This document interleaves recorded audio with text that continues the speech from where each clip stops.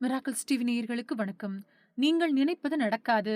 Rohit Sharma, பும்ராவுக்கு ego இருக்கு. ஓப்பனாக சொன்ன டேல் ஸ்டெயின். சர்வதேச கிரிக்கெட் வீரர்களான ரோஹித் சர்மா, பும்ரா உள்ளிட்டோருக்கு ஈகோவை எப்படி கட்டுப்படுத்த வேண்டும் என்பது தெரியும் என முன்னாள் வீரர் டேல் ஸ்டெயின் தெரிவித்துள்ளார்.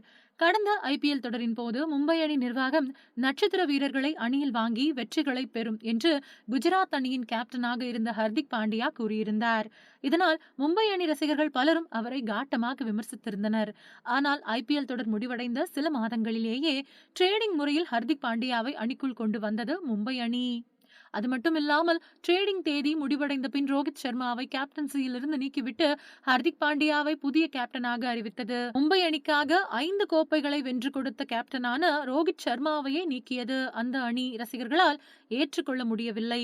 அதேபோல மும்பை அணியின் ரோஹித் சர்மா, பும்ரா, சூரியகுமார் உள்ளிட்டோர் மறைமுகமாக எதிர்த்தனர். ரோஹித் சர்மாவின் மனைவி ரித்திகா இன்ஸ்டாகிராமில் நேரடியாகவே சில விமர்சனங்களை முன்வைத்தார். இதனால் மும்பை அணியில் உள்ள வீரர்களுக்கு இடையே ஈகோ யுத்தம் எழுந்துள்ளது வெளிப்படையாக தெரிந்தது. இதனால் ஐபிஎல் தொடரின் போது மும்பை அணியின் செயல்பாடுகள் எப்படி இருக்கும் என்கின்ற எதிர்பார்ப்பு ஏற்பட்டுள்ளது. இதுகுறித்து தென்னாப்பிரிக்கா ஜாம்பவான் டேல் ஸ்டெயின் பேசுகையில், கேப்டன்சி மாற்றத்தை சமாளிப்பதே சவால் நிறைந்த ஒன்றாகும். ஏனென்றால் மும்பை அணியின் மொத்த திட்டங்களும் மாற்றம் பெறும்.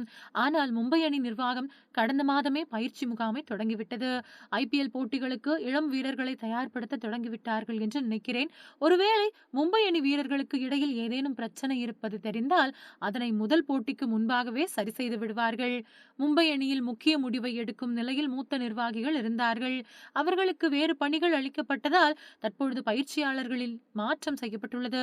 ஆனால் நான் கேட்கும் சம்பவங்கள், நினைக்கும் எதையும் நிச்சயம் பார்க்க முடியாது. ஏனென்றால் சர்வதேச கிரிக்கெட்டை விளையாடியவர்களுக்கு ஈகோவை எப்படி கட்டுப்படுத்த வேண்டும் என்று தெரியும். அதனால் மும்பை அணியை பற்றி கவலை கொள்ள தேவையில்லை என்று கூறியுள்ளார். மீண்டும் அடுத்த செய்திகளில் சந்திக்கலாம். அதுவரை இணைந்திருங்கள். நன்றி, வணக்கம்.